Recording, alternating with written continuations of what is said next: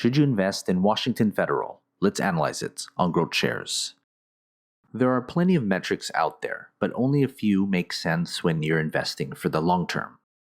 In this analysis, we're going to look at earnings growth, the PE ratio, dividend yield, return on equity, free cash flow, and the stock's intrinsic value. Each are weighted based on importance. Each metric will be given a grade from 0 to 99, with 99 being the top end of the scale.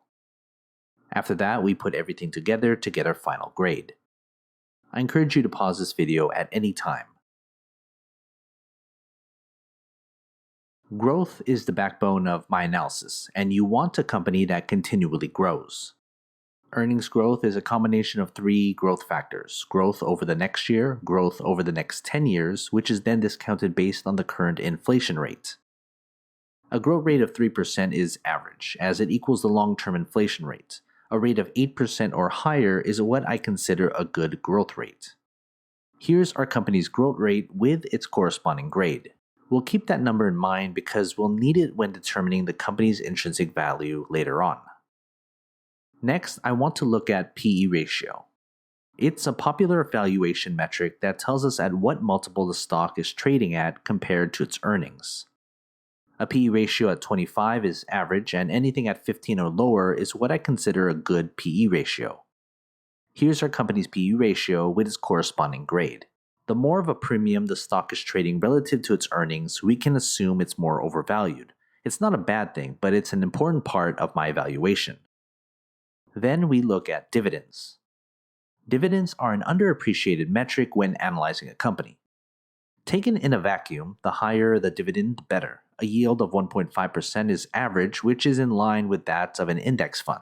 A yield of 2.1% or higher is what I consider a good dividend yield. Here's our company's dividend yield and its corresponding grade. If you own a stock that doesn't pay a dividend, you're not making any money from it.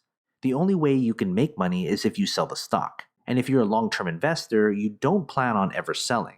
So that means you need a dividend to pay while you hold. Next, we look at return on equity. ROE is profit generated with the money shareholders have invested, basically how much you're getting back for every dollar put in. A 6.75% ROE is average, and anything at 11.75% or higher is what I considered a good return on equity. Here's our company's ROE and its corresponding grade. A company's return on equity measures its effectiveness in handling the money you invest when buying its stock. You want something good in return. Then we look at free cash flow. Free cash flow is what is left after a business pays its day-to-day operating expenses. We always want positive free cash flow for our company, which means more money coming in than what's going out. A free cash flow of $12.75 billion on its balance sheet is considered average. A free cash flow of $17.75 billion or more is what I consider good. Here's our company's free cash flow and its corresponding grade.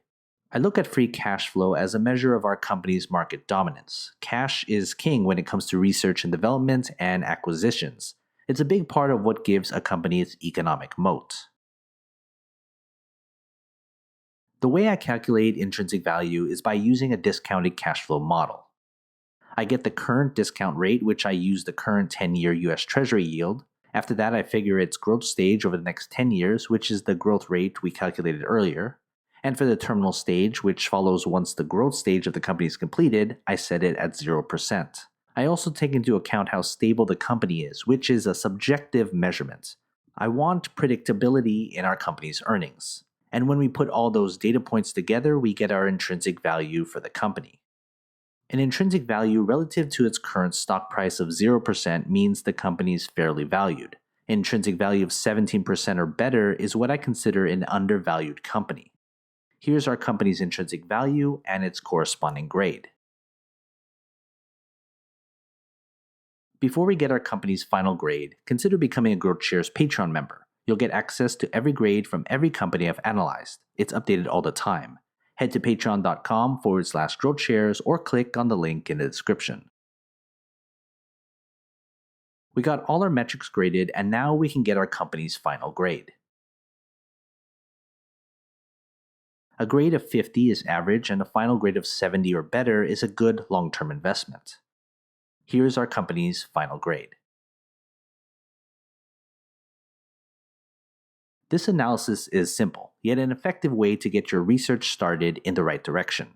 There are a lot of numbers out there and a lot of noise. Keep your investing simple and you'll do fine over the long term. So what kind of investor are you? Let me know. Take my free survey. I left a link in the description below. Once I get enough data, I'll make a video about what I find. Link below.